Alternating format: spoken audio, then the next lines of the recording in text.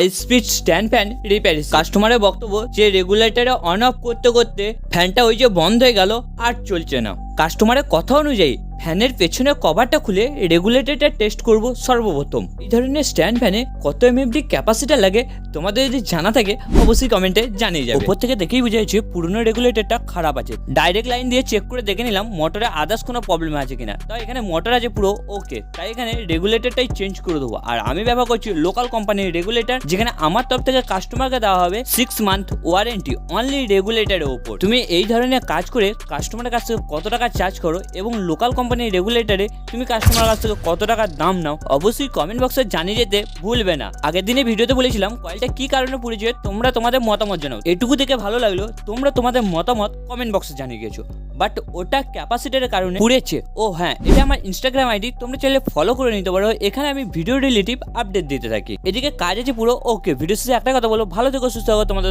দেখা হবে অন্য কোনো সময়। Tata bye bye, love you boss.